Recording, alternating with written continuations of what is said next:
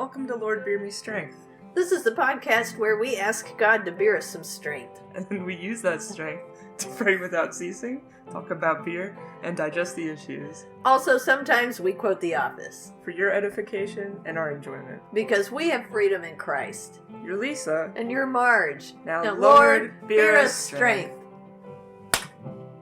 So what are we talking about today, Marge? What do we got on the agenda?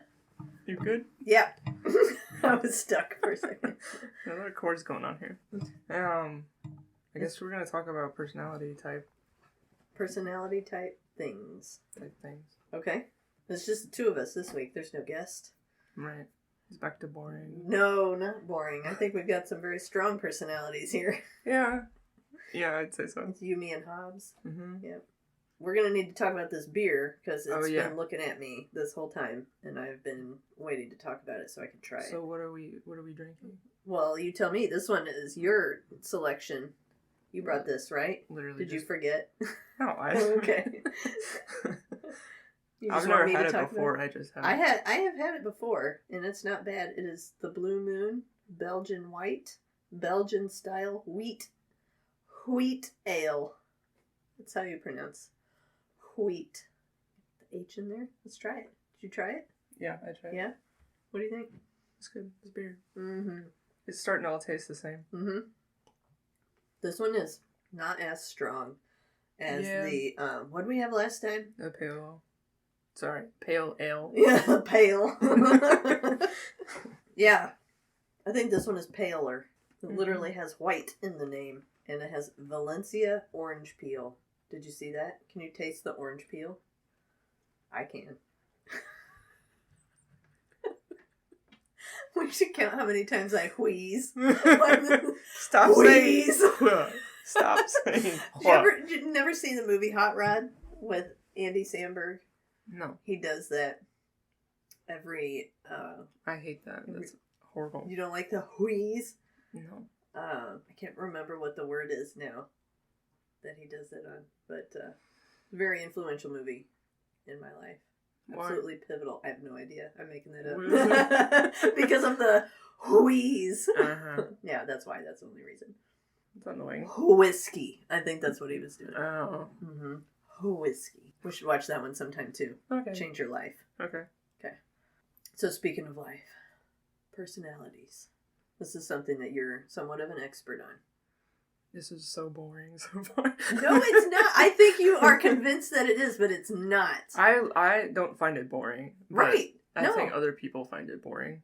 Okay, so this is how I've always felt about, like, animals when I start talking about biology type things. Mm-hmm. But, I mean, you have said you like it when I go on rants or whatever. Mm-hmm. You find it entertaining for me to just BS about biology things. Mm-hmm. So that is how... Wait, you're BSing about it? You're not telling me facts? You can BS with facts. Okay. I will teach you how someday. But this is the same kind of thing. No, this is fascinating stuff. And I feel, at least, it's important because our lives are centered around people, right? Including ourselves.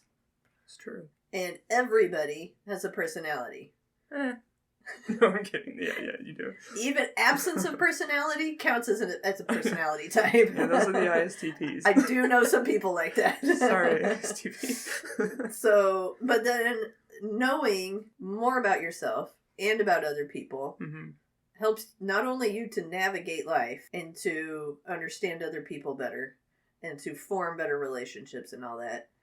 I think, as we'll discuss some more, it also helps you to be effective in other people's lives for good. For Christ, for health, for several things. So I think it's important because we believe God made us each differently for His glory. And so studying this is a way to understand God more, because we are His creation. And He made us like this for a reason. This is one way that you can BS with facts. See how easy it is. It's really good, yeah. I know. Just made that all up. But it is also true. See? You can just pull out facts out of your butt. Okay. But, no, I have thought about this. Because I have never latched onto this. What's it called? Say the name of this one that we're talking Myers-Briggs Personality Type Indicator. about. Okay. Or like MBTI. Yes. Yeah. So that one, I have taken the test before. Mm-hmm. And it was, intriguing to me to learn what I am and what other people I know are. But it never, really settled in my brain so much. Like, I know some people basically walk around like they have it put on their driver's license or something. What they are, just because it's so important, it's just that meaningful to them. And I totally get that. There are some other personality tests that I've taken that have really resonated with me more. But I think I just like how all of this kind of field of study, it does reveal God more. Because he is so big that he is able to make everybody differently. Mm-hmm. But we're all still images of him. We're all still made in the image of God, as different as we are. Because he is just that multifaceted. So, a lot of people, they don't necessarily see it from that perspective. But that is, where I'm coming from. Mm-hmm. I like to study it as an extension of studying God, getting to know him better. Yeah. Getting to know his creation better. Any good artist, you're going to learn a lot about them by studying their art. Such is the same with God. And we are his art. So now it's time for you to talk about this subject that is... I'm enjoying listening to your TED Talk. Yeah. Thank you for coming. To conclude. Cheers. Cheers. Yeah, so, you were saying there are a bunch of different tests and stuff you can take there. Yeah. And that all comes from, I think it was, in the 80s where this was becoming a thing, personality typology and stuff. And it had been, psychologists had been doing research on people, obviously, forever. But, personality typology is basically, it's kind of a newer thing. They call it the Big Five personality tests or whatever. Yeah. Because there are 5 different gauges, I guess, of personality. So, I think it's openness, conscientiousness, extroversion, agreeableness, and neuroticism. So, or ocean, if you want to remember it that way. Okay. So, all the different tests measure those things in different ways? Well, one test in particular is a Big Five type thing. So, yes, but, so Myers-Briggs, Enneagram fall under that umbrella. Okay. But it comes from the Big Five, idea. Okay. So, it's basically, anytime you take a personality test, it's trying to gauge what your preferences are. And like you said, it's not about putting yourself in a box. It's about trying to help you understand yourself better. Yeah. And understand other people better so that you can have better communication, better connection, better relationships. So it's a tool. Mm-hmm. And if you're using it as a tool to be 4 letters or be a number and to kind of identify as your... I don't think it's wrong to identify as your type. Right. But to make it... a means to an end. Yeah. Or to make it an excuse for you to be a certain way. Yeah. And I've seen that happen a lot. People hide behind their result. Mm-hmm. It's this is just the way I am. Right. I can't make the phone call that's stressing me out because I am just afraid of phone calls because I'm an introvert. Mm-hmm. So, sorry, I can't do that. Home, actually. What? That hits close to home. I use that from my own results. So yeah, I know, because you haven't called me back. I'm sorry. First of all, you gotta call when I'm close enough to my phone to hear it. Then I might answer. Yeah, I'm supposed to know when you're close to it. Yes, that's on you, Marge. Okay.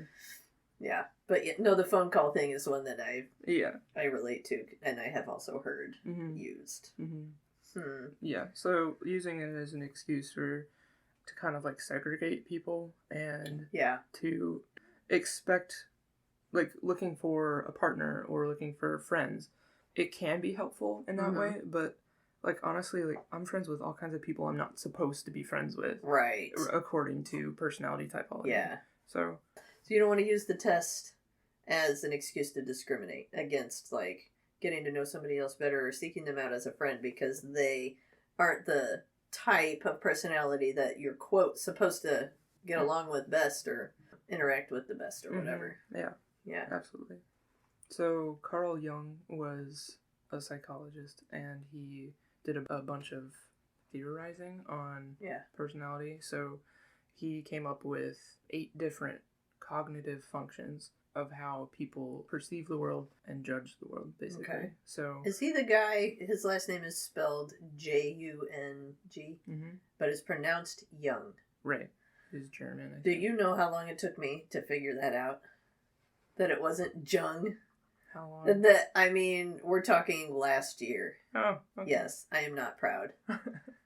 I mean, like, that's how I would have thought of it if I never took German. Yeah, and I've always just read it, too. So I just thought it was Jung, and then I was super confused when I heard people say it out loud. But he theorized that there were 8 cognitive functions, and it wasn't until later that Isabel Briggs Myers and Catherine Briggs, her mom, I did not realize it was a mother-daughter team. Yeah. I love that. So Myers and Briggs, they... Love that. Girl power. Yeah. They took his work and put it into basically like a type indicator. Okay. Which explains the title. But they tried to make sense of it by putting these functions in an order by saying that everyone has 4 main functions. Okay. That you operate off of. And like Carl Jung also kind of thought that. I think he was very much more 2 functions basically that people operate off of. At least that's as far as I've gotten in Psychological Types. That book is a pretty dense book, so I haven't gotten that far. That's kind of as far as he went with it, though, in just the functions. So they took it and made it into letters, which tell you what your functions are. Okay. So, like, INFP, INTP, INFJ, INTJ. Yeah. Like, what do all those stand for? So I is introverted. E is extroverted. So there's a scale for each of these. It's a spectrum, yeah. A spectrum for where you fall between hardcore, like fully introverted and fully extroverted. You can land anywhere in there. Right. Okay, so that's one scale. And then sensing versus intuition. Okay. So S and N. Okay. And because you can't have another I. Right. Yeah. So intuition is N. Got it. Intuition. Okay. So you can be either sensing or you can be intuition. Intuitive. That's yes. Yeah. Okay. That's the idea. And then thinking versus feeling, TNF. Okay. And that one's pretty self-explanatory. Perceiving or judging is the last one, Peter J. So. And then everybody is some combination of those 8 letters. 8 letters, yeah. So but one of each of the scales. Right, that's how you get to 16 different personalities. Yeah. Okay. So, which is actually kind of like everyone. Well, I mean, a lot of the criticism with Myers-Briggs is that it puts people into a box. Yeah. But then it's also really confusing because there's 16 different personalities. It's like there's so many more than just 16. It's like, well, yeah, technically you're right. If you want to get down into the like. Anal details of everything. Like we can make a whole other different system of organizing personality types and get 32 personalities or 64 or like a million. Yeah, like based on where you land on the scale can be another whole instead of just like which one you're the majority of. Right. So like not using Myers-Briggs or Enneagram or whatever, like those are the huge ones right now. So I'm sure there'll be ones in the future, but like not using those as like this is like specifically who I am. It's kind of more like an idea. It's kind of a framework. Yeah. So I don't know if I can do this without like writing it down. Okay. But the letter, or it might help you at least if I write it down. Probably would. So you perceive the world through intuition or sensing. And then you judge the world based off of feeling or thinking. So, and would this be like how you interact with the world? Yeah, but basically, like introversion and extroversion in psychology, and specifically Myers-Briggs psychology, is that it doesn't mean what you think it means. It means introversion is your inner world, extroversion is the outer world, or you could also say introversion is subjective, extroversion is objective, in regards to the functions. So as far as what these all mean, like I can get into that, it's kind of a lot at once. When you figure out what your functions are, it goes into a function stack, they call it, and it's a stack of 4. So Lisa's an INFP. So your function stack is introverted feeling, extroverted intuition, introverted sensing, extroverted thinking. And they like shorthand it as FINESITE. I stands for introversion, E stands for extroversion. And then your dominant function is introverted feeling. Introverted feeling is something I don't understand because I don't really have it. But it's basically, since it's your dominant function, you're really in tune with it. Because, like, if you want to think of it in a car situation, dominant is the driver, auxiliary, or the second, is the co-pilot, the passenger in the passenger seat.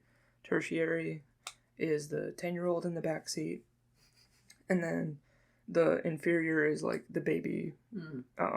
So just along for the ride. Right. So it's like different levels of development. In Gifts Differing, the book by Myers and Briggs, they explain your dominant and auxiliary functions as, if you're an extrovert, your dominant function is the commander. He's the one outside leading all the troops, like leading by example, commanding them, being a part of them. And then the extrovert's auxiliary function is the one inside the tent or the HQ or whatever, and like organizing, planning, like doing all the behind the scenes work. And then for the introverted person, it's the opposite.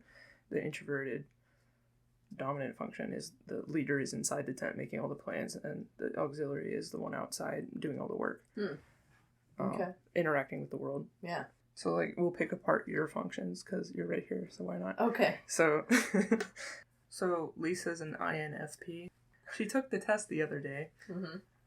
Again, to amuse me. But I think it was also for you wanting to take it again or something. It was very amusing. Yeah. I'm always intrigued at the questions because it's interesting to me to think that there are people who answer completely opposite than me out there, you know, like to get that kind of perspective. Like it just blows my mind. They say things like, some of the questions say like, so at the end of a long, hard day, a big rousing get together with friends is just the thing you need. And I was like, that's a thing? People think that way? Like they work hard all day at work and then they come home and want to party. Right. I don't get that. Which is cool because it shows you not all people think like you do. Exactly. And I definitely need that because I do have just kind of my own little world going on, you know, and some of the people in my own family are different than me and need different things. So that's good. It's a good reminder. It's like you're different people or something. I forget sometimes, you know, they're not all just extensions of me. I totally get it. Yeah, it was very interesting.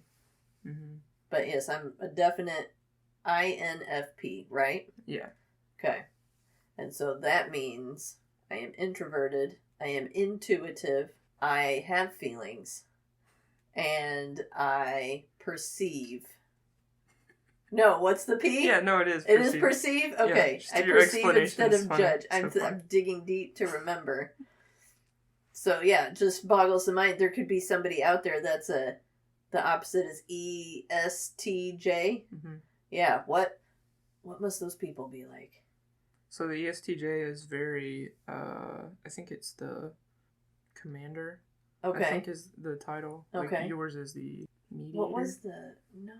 Yeah. Was it mediator? Yeah. Okay. It was green. I remember that. Little green scientist looking guy. Right, and we're talking about 16personalities.com. You can go take the test on there. For free. It takes about 5 minutes. It'll change your life. So, okay, I'm going to ask you a question.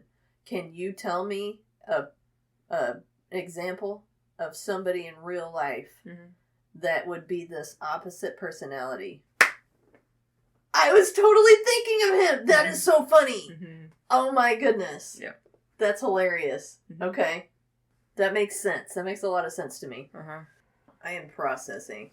I was wondering, so once you know this about the different personalities and which one you are, and you kind of alluded to how there's not like one that's better than another, you know, because personality isn't character, but once you know about yourself and your potential weaknesses and strengths, it's there a responsibility to work with that to improve yourself.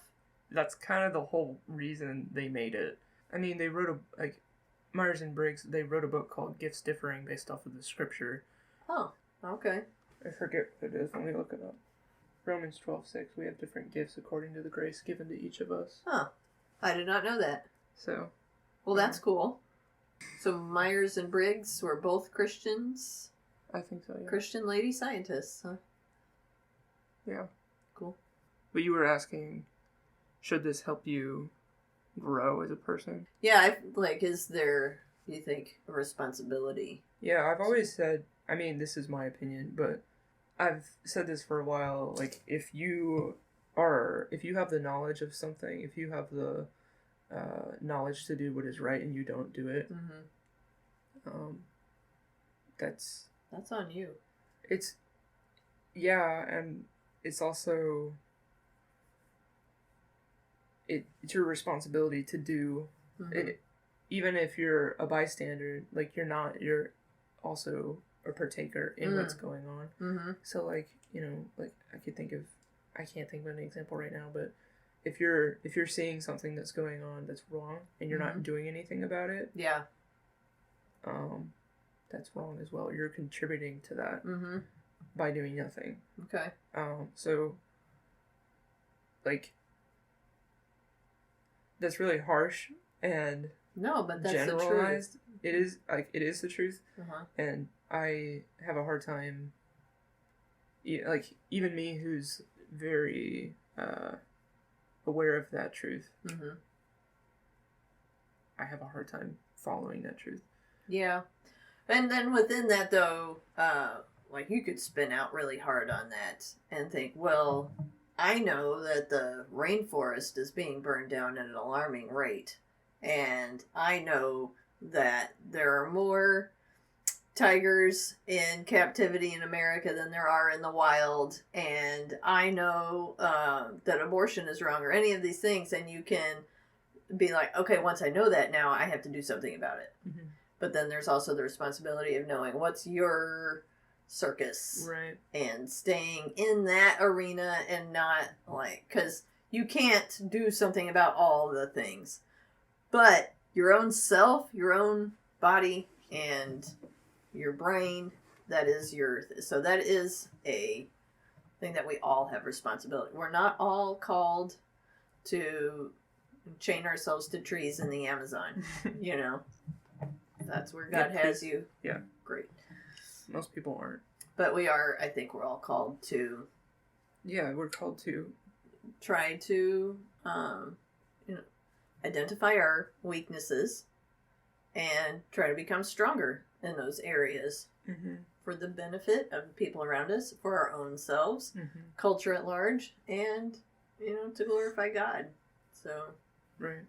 I think, yeah, when I was saying that, I was meaning in a context of, like, you and your loved ones. Yeah. And the people you interact with, not like, so oftentimes changing the world is really just changing your world, and your world's a lot smaller than you actually think it is. That's kind of what I was getting at. Yeah. Because I think in terms of a lot of, just being the age that I am, like, well, what am I doing with my life? What is the legacy that I am leaving behind? And I haven't saved the rainforest yet. And being okay with that, you never will. Yeah, exactly. And doing what I can do and being proud of that. And you'll never have the perfect family, or you'll never have, I will never be perfect either. You know what I mean? Yeah. Like, lowering, like... realistic expectations. Yeah, and what you were saying about God being...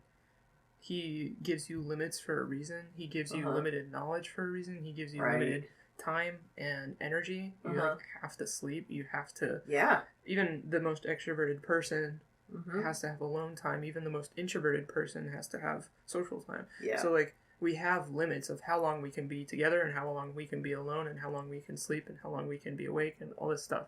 So, but God has given us the responsibility to govern our own bodies. Yeah. And part of that is your mind. It's Yes. a huge part of that, actually. Absolutely. And that's the whole point of, like, if you're in the Spirit, if you're in the Spirit is in you, you will be, like, a fruit of that is self-control. So being able to control yourself, being able to understand yourself, being able to push yourself. Yeah. To do the hard things, like make the phone call. Yeah. Or, like, yeah, to kind of build a bridge and get over yourself, you know? Yeah. In a lot of ways, because it was, like, my relationship with my dad has changed a lot because of understanding him in a different way, because he's a ESFP and I'm an INTP, so he's the entertainer and I'm the logician, so like there's a disconnect there. There's a disconnect, and we don't always enjoy each other's company because he wants to talk about feelings and give me hugs all day, and I'm like, can we talk about something like meaningful for a while? Yeah. And he's like all over the place with how he feels about it and what he thinks about and what he's read about it. And it's like, just have a thought. Just have an original thought. Sorry, Dad. Love you. It's a quote, Dad. It's a quote. It's important because you feel important. You feel validated. Yeah. You feel useful, and like somebody gives a crap. Yeah, and like other people would come and sit down here and not get that at all. They just want to go out and like play volleyball, you know? Yeah. And like that's so meaningful to them. Right. And I don't get great. that. Yeah. But like they don't get this either. Exactly. But that's okay. Like that's the That's whole how we're different. That's the whole that's what I'm learning in therapy is like how to have empathy for people and sympathy for people you don't understand, but just like it's the whole compassion thing that Jesus was all about. Like like just because they're different than you doesn't mean you need to discriminate and you need to segregate, you need to separate people. Or that one is better than the other. Yeah, into groups where people will understand each other. That's very Tower of Babel. Like the whole point of the kingdom of heaven is to like join every tribe and every nation. And all these different people. You know? Yeah, and literally they're like people that we're running into every day. Yeah. Are speaking different languages. Yes. And to be able to communicate in a way through the medium of psychology is huge. Yeah. And that's why I think it's so important to me, and that's why in my whole career change, not that I have one, but the one I wanted to go on was very archaeological and historical and like librarian type journey. What was it exactly you were pursuing? Archaeology. Is okay. And that's why I went to Greece. Okay. I mean, that and to study abroad, but I took an archaeology course there. Okay. And we went on a whole tour of Athens, and we didn't do any excavations. We were just there for a class. Yeah. So, yeah, we did, like, that's where I got this rock, actually. But, sweet. Like, we did, we went all over every day while I was there for, like, 3 weeks. So, anyway. That would be cool. And I was, like, super excited about it after that.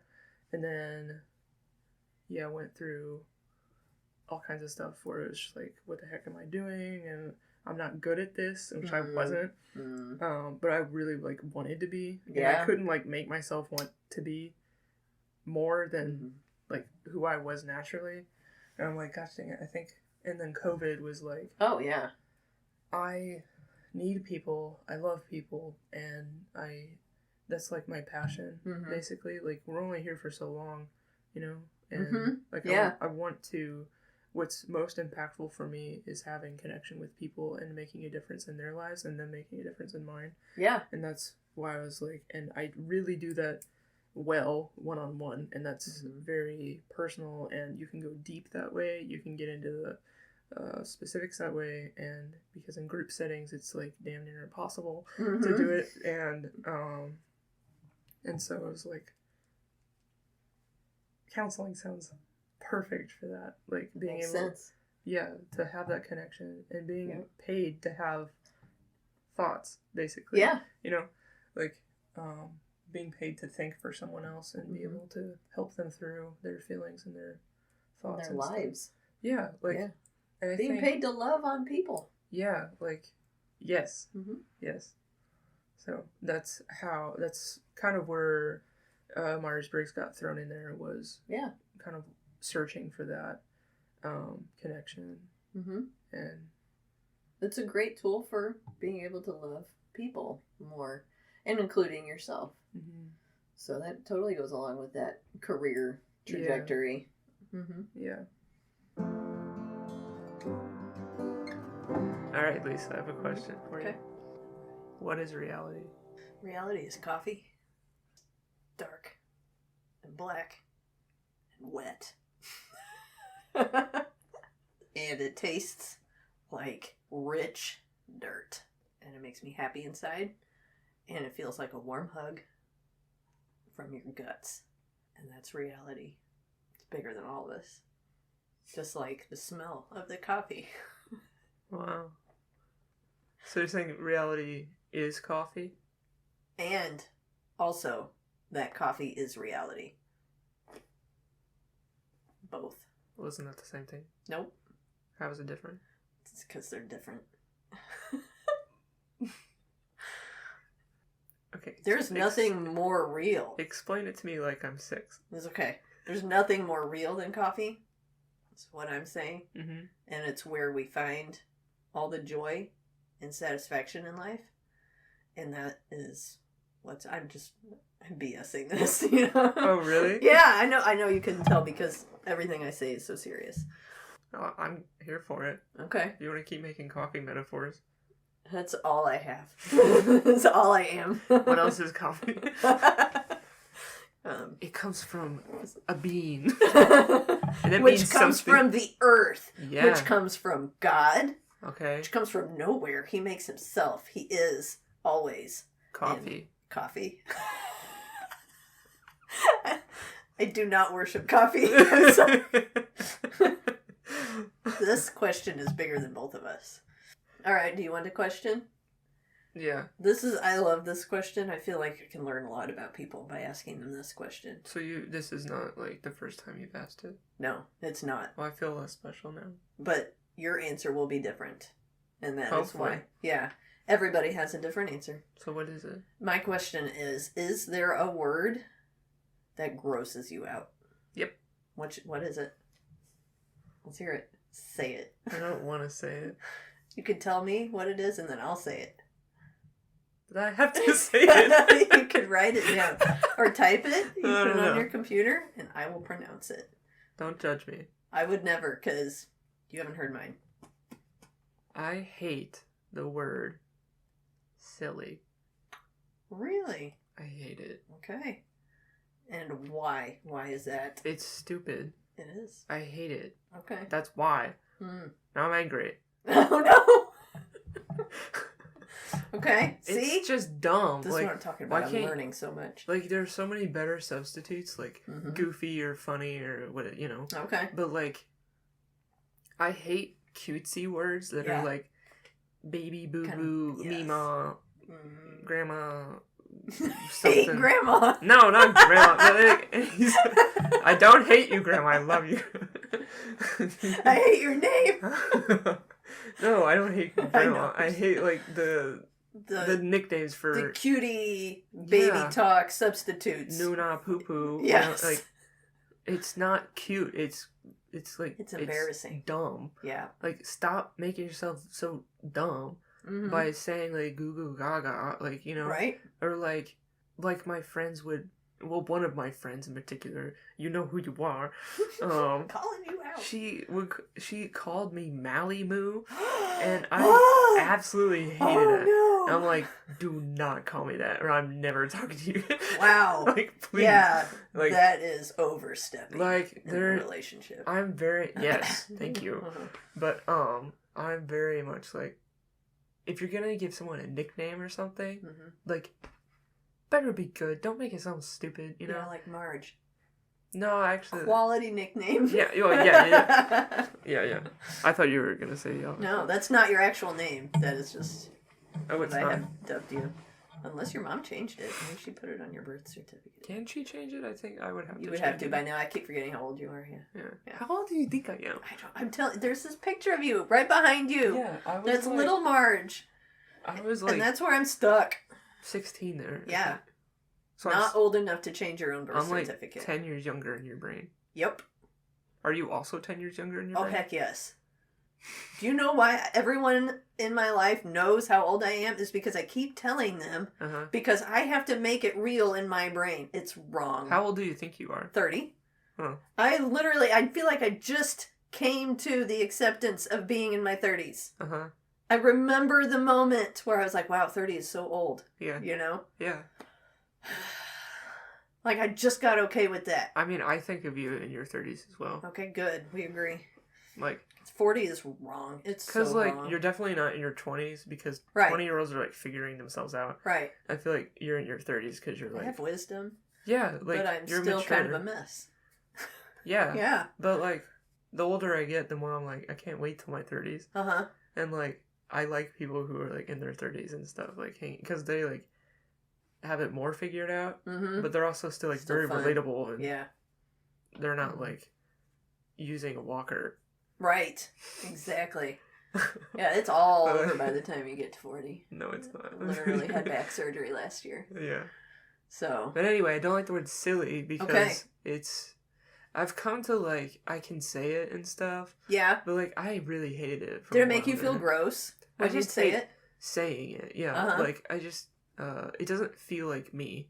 Yeah. There are just certain words in your vocabulary that you don't... There are certain words not in your vocabulary for a reason. And it's because you're, like, uncomfortable saying them. Yep. Some of them is because, like, you don't know how to pronounce them. Like, Elwiz. You did a great job. We'll just leave it at that. And then other ones are just, like, because they don't fit your jargon. They don't fit... like how you speak, you know? And for me, at least, I know I was uncomfortable saying a lot of words that were related to femininity, being a girl. I could not say the word purse for years. For like 10 years. It grossed me out. I called my little, whatever I had my stuff in, I called it a pursy thing or a bag. Pursy thing? Yeah, which for some reason made it better than just purse. That's so much worse. Just saying purse was like admitting that I was like trying to be grown up or something and beautiful or something that I wasn't, you know? Like beautiful, grown up, mature people with their lives together carried purses. And I couldn't admit that, you know, that's where I was at. I mean, that wasn't where I was at. I was a mess, and that's why I couldn't say purse. I couldn't say, you know, period. I couldn't even say period in the context of grammar. I would not say it. Really? Yes. Interesting. I did get over a lot of that when I had Ruthie, because I was like, I am going to be well adjusted for this kid, dang it. I am going to force myself to be good with these, you know, girly issues, because I don't want her to, you know, I don't want my hot mess to transfer onto her. You know, and so I forced myself, like I would practice saying them out loud when I was alone, just to, you know, like in anticipation of having like talks with her and stuff. I'd be like, vagina. You can do it. You can use the word. Just like alone in your house folding laundry. Vagina. Oh my gosh, it's amazing. So I could go and tell my kid that the way God made her was beautiful and perfect and there was nothing to be ashamed of. And I can do it with a straight face. You told her like that? I'm sure. Gosh, I hope it came out better. She's way okay, like, compared to me. With all the girly stuff and whatnot. She handles it way better than I still do. Thank God. So, not proud of that, but... It's so weird. It gets better. Can at least no, say I actually kind of relate to that too. Yeah. I just think it's funny to laugh at you though. I know. It's just so pathetic. But yeah, it was worth it. It was worth it for my kid to be well adjusted. Well, thank you for sharing. You're welcome. I'm so sorry. Do you want to hear my actual one? Yeah. The word that grosses me out, gives me a physical reaction, like starting in my stomach and moving. It gives me heartburn to say this. Are you sure you want heartburn? It's worth it for you. You should put it out there. Ooey gooey. Oh my gosh, why is it a thing? And people on every cooking show, they keep using it like it applies to things like cheese or pastry fillings or steak if you cook it wrong. So that one was that was too far. Too far. This is what I'm saying. This is the kind of reaction I get. Like if they could just leave it at ooey. Or just, even that, it's a lot similar to yours. Like with the whole baby talk thing. Yes. That's how I feel. Yes. Like, grow up, people. There are better words. Stop infantilizing, describing food, Infantilizing? It's awesome. Tiny little baby voice and yes. stuff. It's just gross to me. Yes. It's so gross. And I want it to go away. I want to burn it out of the dictionary. Yes. Like you have make it stop. Just like boils up in anger. And yes, it does. It makes me angry. Yes. I'm sweating again. Oh no. Oh no. We need to turn on a fan. Yeah, anyway, that's where I'm coming from. Does gooey? Ugh. You don't like that either? It's all bad. It's all bad. Mm-hmm. It shouldn't happen. A lot of it, I think, is like the E at the end of something. Yes. Yeah, that's really... I agree. I know my name ends like that, but that makes sense to me. Mm-hmm. Like, Mallory. It would be weird if it was Mallory. That's a cool name. It would be cooler. Right? Ending on a consonant, yeah. Yeah. Technically, Y is not a consonant. That's true. Sometimes. Sometimes Y. Yeah. If you feel like it. Yeah. That was my question for you, but I also answered it. Oh, I'm glad you did. Yeah, because now I know. Your life is enriched by that. And also it's like another thing we have in common, which is cool. Yeah, well, so I hate the infantilizing of things, and yet I have this very majestic cat that is very standoffish, and he will come to you when he is ready for affection. Okay. And he will not grovel. Sometimes he grovels a little bit. But he was... You're describing every cat. Well, no, because I have some pathetic cats. Oh, really? This one and his sister I rescued from the market where I work. Tiny, shriveled baby kittens. I mean, You've never seen more emaciated cats in your life. It was gross. They were just sacks of bones. Oh. So but they were, What's that? They were still cute, so I caught him and I brought him home and fattened him up. And this guy, he had to have like 1 foot over the threshold of going feral by the time I found him, because he was hard to catch and hard to tame, but we just loved him for what he was. His name is Blue. Okay, that's what I named him. Do you know what I call him? Name. I don't call him Blue, even though the name totally suits him. Okay, he is a blue, all the way through his personality, but I call him Boo Boo. Because he's my precious little Boo Boo. And because he loves his snuggles. Oh no! I hate myself. Stop it. I hate myself so much. And he hates me too.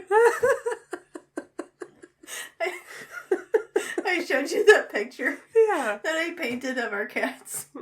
And he's scowling, and that's what he always does. He is a scowler because he hates us. Because we call him Boo Boo. And poor cat. I just lost all respect for you. I told you when we started doing this. It was just a matter of time. Oh. We got farther into it than I thought we would. If it makes you feel any better, like, with Hobbs and stuff. Yeah. It's so annoying, too, because I'll find myself calling him, like, Bubby. I know, like, right? Why? You just cannot help yourself. Buddy's just so cute. Because they're precious. And, like, you don't use that voice with anything else. Never. No, Absolutely nobody else can not. be around. You know, it's Absolutely like not. you and your pet. And it just happens. Yes. And I hear myself, sometimes I like rise out of my body and I'm floating over the scene. You're pathetic. I'm like, I don't care. I love my little boo-boo. Sometimes, kind of like vagina, I make myself call him Blue. Because that's his name. Every time you say vagina, vagina. Like, Lisa, I hate to break it to you, but it really doesn't sound natural. You're preparing for takeoff. I think part of me is still preparing for, like, the world to end.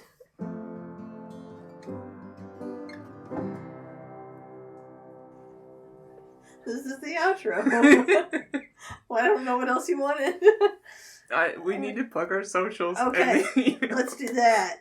How do we do that? Well, we should ask them a question. Oh, yeah. What's our new question for everyone to answer? We didn't ever... Oh, yeah, we did have one. Never mind. What was it? The camp. Tell us our camp stories. Yes. Yes, we did do that one. And no one told our...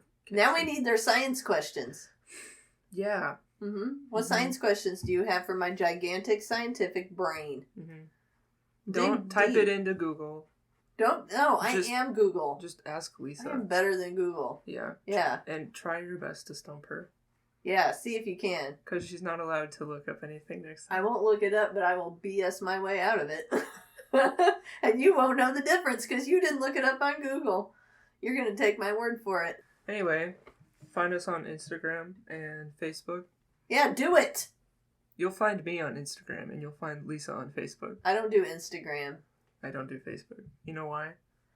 Why? It's stupid. It's stupid. Facebook is stupid. It's going to get progressively stupider. But all of my kids' pictures are on there, so I have to stay. Facebook owns me now. That doesn't... Yep, no, that's how it works. Make any sense. No, they own my pictures because it's too hard to get them off. There's a lot. There's a lot of pictures on there. I've been doing the Facebook for... You upload your pictures on Facebook and then you delete them off of your phone? No. Well, No, but 15 years, man, they weren't all on my phone. They have been over multiple cameras and devices and stuff, and now they're all centered on the Facebook. And it's my whole don't you have life for 15 years. You have the photos apart from Facebook, don't you? Somewhere. Yeah. That is not a good reason to be on Facebook. But it works for us, because that way I can manage our podcast's Facebook. Yeah. Oh, I know. Mm-hmm. We've got merch coming. Oh, yeah. I ordered stickers. We've got Lord Beer Me Strength stickers coming, and they're cute. And they're vinyl, and they'll last forever. These stickers will outlive all of us. Slap it on yo laptop and yo water bottle. And you will be so cool. All the kids will ask, what is this cool sticker? Way to sell it.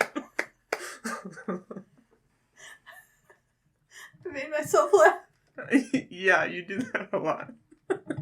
I don't think you laugh harder at anyone than myself. Than yourself. Because I'm stupid.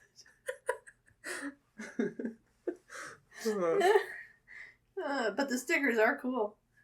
They're 2 inches across. Die cut vinyl stickers. You need a tissue? Nope. I'm good. Anyway, email us at lordbeermestrengthpodcast@gmail.com. And ask me a science question. Do it. Do it now. 1, 2, 3. Do it. Do it now. Say yes. Do it. 1, 2, 3. Do it now. Science question. Okay, bye.